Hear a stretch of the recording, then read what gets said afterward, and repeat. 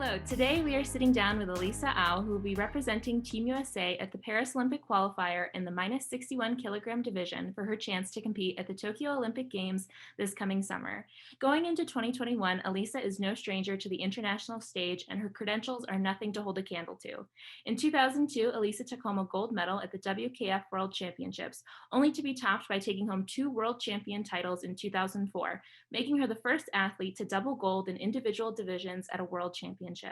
Not to mention, Elisa is also a 9-time USA Open gold medalist, 18-time USA national champion, and 8-time PKF medalist. Welcome, Elisa. Thank you so much for being here today. Thanks for having me. Getting started, I thought we could take a trip down memory lane and start off by you sharing how you got started with karate. Yeah, thanks. So I started karate at the age of 5. I don't exactly recall the what happened, but my parents told me that I came home one day with a flyer to start karate at the local YMCA, which was right across the street from our house. And then I was really excited about it. So I do remember my first day of class, though. I remember walking in there, being really overwhelmed with like the uniforms and like what everyone was doing. And I was obviously on the young side as well. And then my first instructor, Sensei Glenn West, was the one who I met first.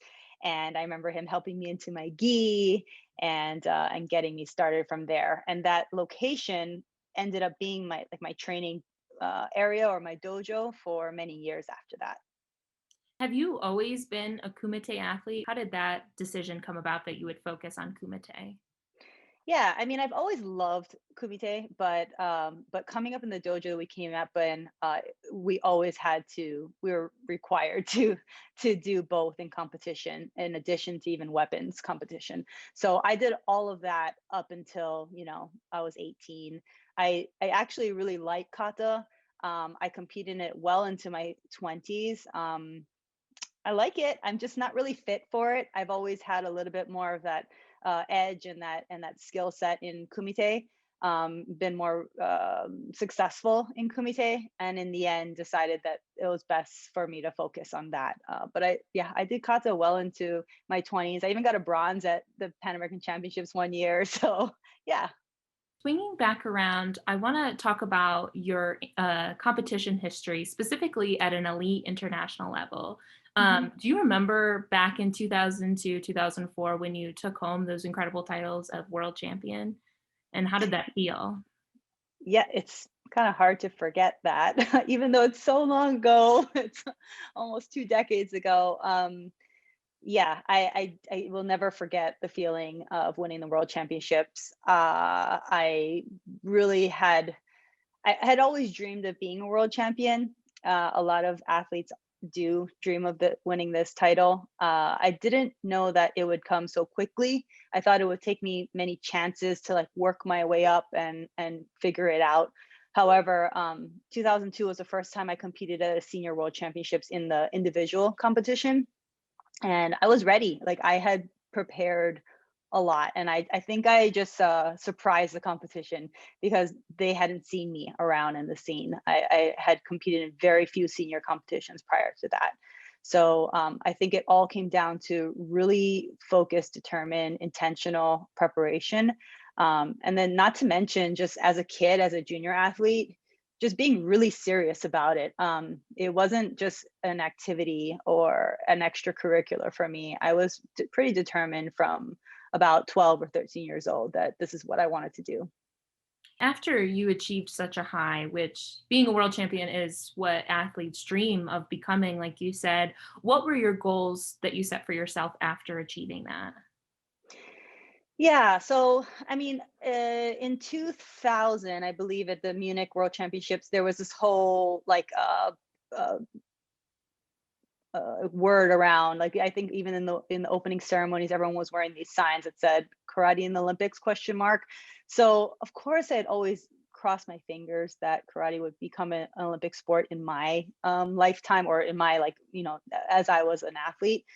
So I held on to that, knowing that it was a very, very, very slight possibility.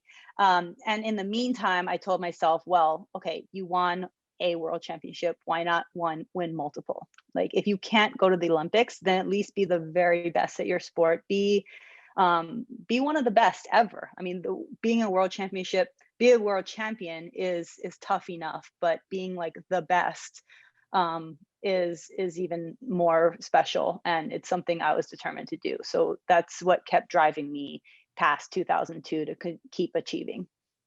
As a competitor who has vast experience with competitions, we wanted to ask, how do you leave competitions when you don't exactly get what you want out of them? Do you leave with a positive attitude or Yeah, I mean, it's so easy to say you have to learn from your losses. It's so much easier to say than to actually do. It's hard to control those emotions. I allow myself to have those emotions. I try my best to keep them in private, although I will admit that sometimes it hasn't been so private. But I try to keep those, like, feelings of sadness and disappointment as private as I can. And after I've had that chance to like let out that anger and frustration about my lack of achieving, then I go back to the drawing board and say, okay, now what can I learn? But it doesn't happen on the spot. Like, we're human. We have to allow ourselves to kind of grieve, or let out that energy that comes from a loss. would you say that you learn more from the matches that you win or that you lose? You know, honestly, I think I learned from both. Because even when you win in karate, you're not perfect. I mean, I can honestly tell you, I've never had a perfect match where everything I've done in that ring was absolutely perfect. There's nothing I could have done better.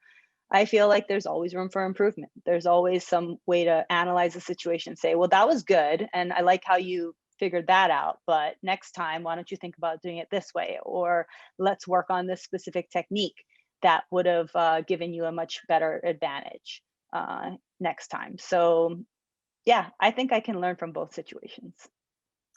Switching gears, we want to Hmm. transition into training and Yeah. specifically how you've had to train during a pandemic. So, how were you impacted by COVID-19 and what changes did you have to make in order to be successful? Yeah. So 2020 has been a strange year for everyone. I feel like my experience was similar, but yet there were some differences for me. So in early 2020, we finalized the team for Paris. We're all very excited about competing later on in May of 2020, and of course, we all know that didn't happen. But at the same time, like, my body was feeling really sore, tired, injured. I was still recovering this ACL injury I've been dealing with and trying to rehab for at almost 2 years at that point. And I get, maybe it's given my age, I don't know, but it just was not feeling great yet. And so while I was excited to compete, I also knew that when they postponed it, that it was actually a good thing for me, that I was going to be able to give my body like that rest that it needed to kind of recenter. um, I also wanted I also wanted to prepare, not by traveling and doing competitions and such. I wanted to stay in one place and just train like the way I had back in like my early 20s, like when I was getting ready for the 2002 World Championships. Just train every day at home, a consistent schedule. And so really, like, COVID's kind of let me do that, like, I was able to take that break. I was able to train in one place consistently. Um, it's been less exciting because I haven't been able to train with a lot of partners. That's the only downfall, I'll say. You see some of your competitions and other athletes around the world, they've got their training partners that they've trained with throughout the entire pandemic. And it's kind of like, darn, I wish I had that too. But I've been fortunate enough to have some opportunities to train with people. And I think now, as we're getting closer to Paris of 2021, that I'll definitely, put all those pieces together, and I'll get to that tournament prepared and ready to go. As you were just saying, as a Kumite athlete, a huge part of your training is sparring with another Hmm. opponent. And you said you were able to spar a bit, but was it easy to switch gears into not having a partner to train with, or and how difficult was that? What did you have to focus on? Yeah, I mean, being that I've been doing this sport for for so many years, like, making pivots, making changes is not that big a deal for me. I've been through it all, the training alone, the training with big groups, and everything in between. It's not ideal. I wish that I had a core group of people that I could train with consistently in person and have like be able to work on that distance and timing and everything. But on the other hand, I've been able to focus on some other things that I usually don't spend enough time on: flexibility, strength, technique, things like that. I've been able to really focus on throughout this pandemic. And I think it's actually helped me in those ways. So, as much as I'm a little disappointed by not having my training partners with me, I've been able to make the most of it. Looking back on 2020 and all the break that you've had and the necessary recoup time, how have you seen yourself grow, not just in karate, but mentally as well? Ooh, I mean, yeah, again, 2020 has been such a weird year of like wins and losses at the same time. It's been really tough mentally to be okay with staying at home all the time.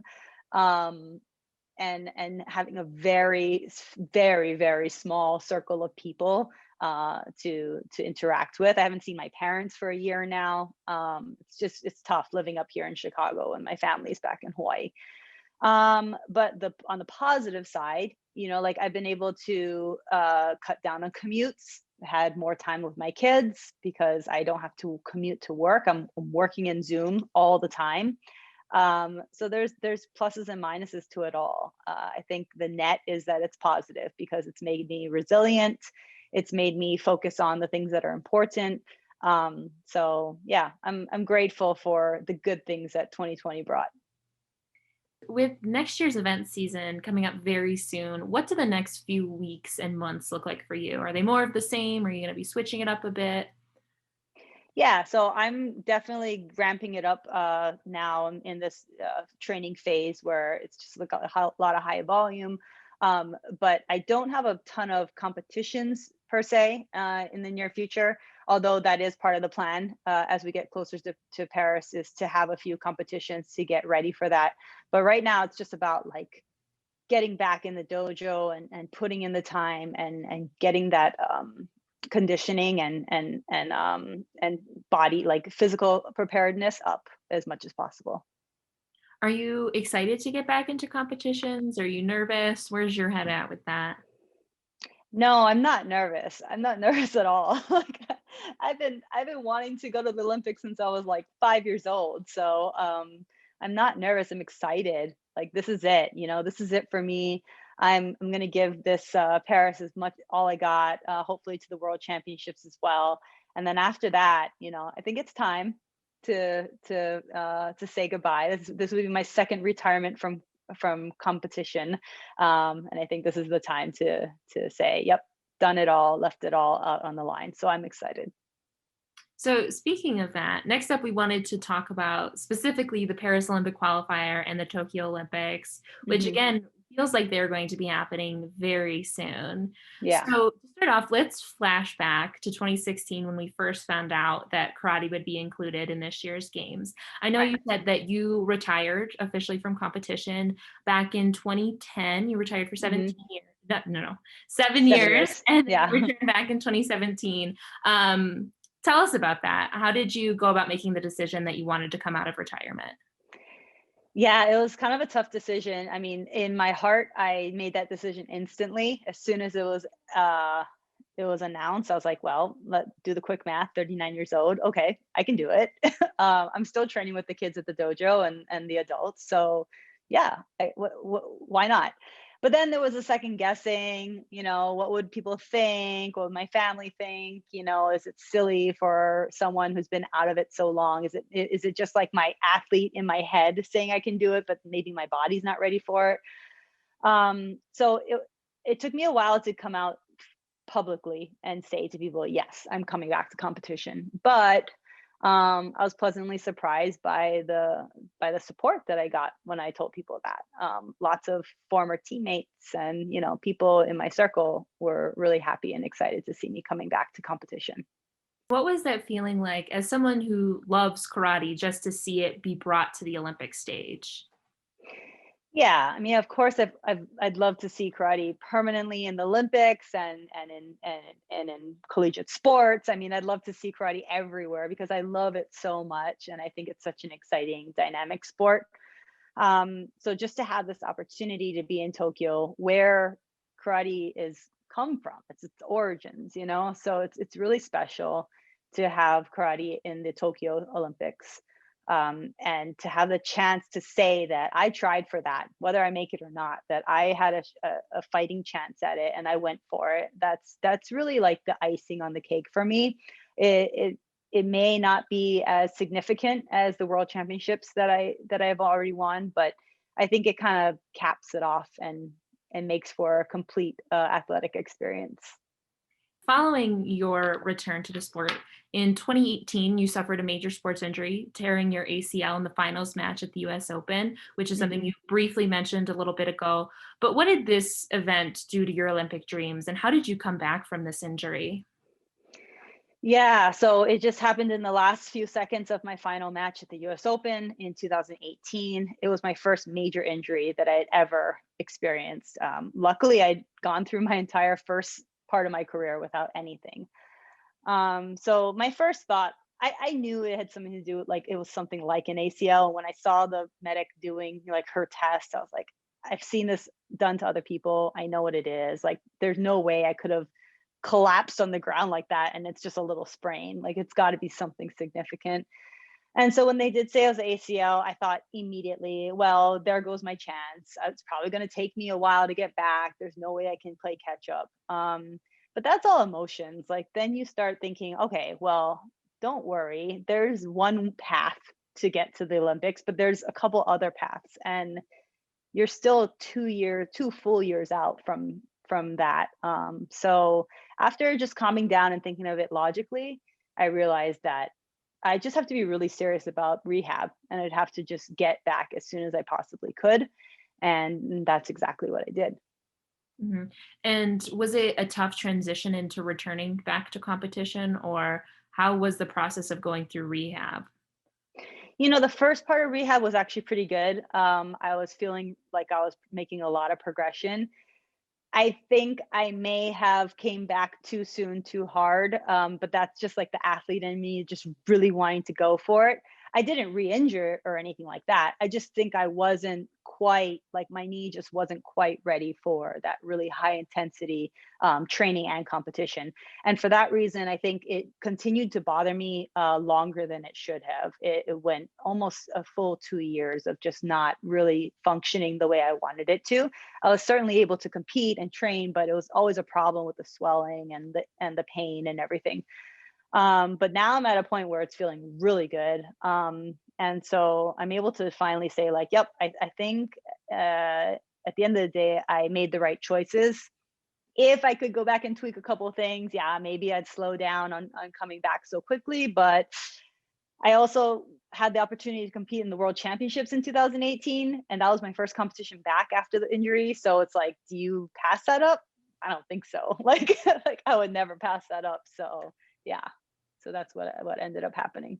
And circling back around to the Paris Olympic qualifier and the Tokyo Olympics, what would you say you're most hoping to accomplish? Have you set goals for yourself, and how are you going to be measuring success this year? Right. So, I'm an athlete. I'm just like any of those other athletes out there. Like, I'm going there to win. I will not say anything otherwise. I've never been one to say I'm going to participate like any competition. I'm always there to win. That's just the competitive part of me, which I think I need, to be at this level. You need to be there to win.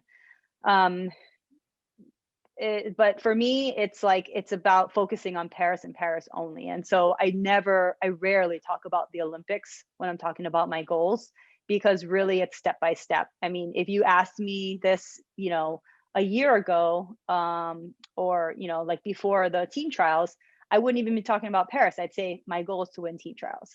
So I'm very focused on the next step. And so for me, for the past year, the next step has been Paris, and so that's all I'm focused on right now. If I'm able to do what I go to Paris to do, which is to get in the top three and qualify for the Olympics, then I'll be having a different conversation and telling you my goal is to win the Olympic Games. But I'm not going to skip over Paris and talk about the Olympics until I've actually done that. So for now, Paris is the goal. What are you hoping that people who are maybe not as familiar with karate take away from the sport when they tune into the games this year? Yeah, it's interesting because, there's so much out there in the media, in film and stuff about karate. I actually just recently did a interview with an insider about like, reviewing martial arts films and telling them, is this realistic, not realistic? So I would really love people to see what karate in real life is like, in sport, in the sport aspect of it. Because people often think like that I'm going to be, I don't know. I don't know what they think, but it's nothing like what we do. And so I'd love for them to see like just how athletic it is, how much strategy goes into it. It's a lot like chess, like, some of these other sports where it's just like a mental game. And so yeah, I'd like the world to see that. Lastly, as of right now, karate will no longer be an Olympic sport following the games in 2021. Has this had an impact on you, your training, your dreams, and what are your thoughts about that overall? Yeah, I mean, I feel bad for the kids who are up and coming. There's so much potential, such great athletes, both here in the US and worldwide, and they're just not quite at that age yet. And they have these dreams, and yet the reality is that they probably won't get to fulfill those dreams with karate not being a continued sport in the Olympic Games. However, like I was back when I was 18 years old or as a kid, there were other options. There were world championships. Hopefully, there'll be other avenues for our karate athletes to participate in. Maybe here in the U.S. through collegiate sports, for example. There's lots of different ways that karate athletes can fulfill their dreams, and I'd like to be a part of building that for them in the future. That would be something that would bring a lot of fulfillment to me to see our sport grow for those youngsters that like just have so much potential. I want them to have a platform in which to showcase that talent. Looking beyond the Paris Olympic qualifier, regardless of the outcome, which will hopefully end with you competing in Tokyo later this year, what Hmm. are your career goals moving forward? What will happen after Tokyo? Specifically to karate. Yes. Yeah, specifically to karate, I'd like to finish the year out strong. Back in early 2020, my goal was to do Paris qualifier, whether or not I went to the games, and then finish off with the world championships. So um, that's what I'd like to do this year too. It's really like a repeat of last year's goals that I set out for myself. Reflecting back on your karate career as a whole, which is a huge slew of accomplishments, what would you consider to be your biggest accomplishment that has meant the most to you? Um, I mean, I'll always be really proud of my double gold at the World Championships. I'll be really proud that I was the first and still am the only female American to be a world champion. I would love that I'm not the last, just like Kamala Harris says, Um, but um, but I'm also really proud of the fact that I came back when it seemed like a stupid idea that there probably were a lot of naysayers that didn't open their mouth and didn't say anything publicly, but in their mind were like, why is she doing that? She's old. So I'm proud of myself for taking that challenge and going for it. And actually, so far succeeding. I've competed against a lot of young athletes in my category and still showing that I'm the strongest female athlete in the US here. So I'm proud of that. Can you name something that you've learned through karate and your training that you take with you off of the mat? Hmm. Yeah, for me, it's like resilience, just like that grit, but like no, like just having a goal and just sticking with it. I think that's something that I apply in my career. What I've done through my life as an adult is just like having that grit and just like not worrying what other people think, and not letting them deter me from my goal and sticking to that. Lastly, what would your advice be to younger karate athletes who are maybe just getting started with the sport? Um, my advice to younger athletes would be to uh, don't skip over the hard work, embrace the hard work. The hard work is fun. That pain you feel is fun. And that's all going to pay off in the end, because if you put in the hard work now, it's just going to be fun later on. You're going to be able to do, you know, uh, moves and techniques and stuff that you would not have been able to do if you didn't have that really strong fundamental base. So, when your sensei says you need to do the basics, things like that, you should listen. There's a lot of knowledge in that, and wisdom, in that. Glossing over that and just going to the fancy stuff, it usually doesn't pay off. It usually fizzles out in the end. So stick to the fundamentals, get all that down really well, and that's going to build a really strong base that you're going to thank yourself for later. And lastly, before we wrap up, is there anything else you wanted to share with everyone, either about yourself, about karate, or just any shout outs that you want to do?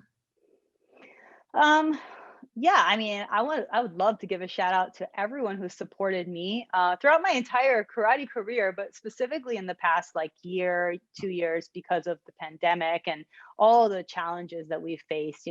My coach Dries Elmanani, the people I train with over here locally, Brian Martell and his crew.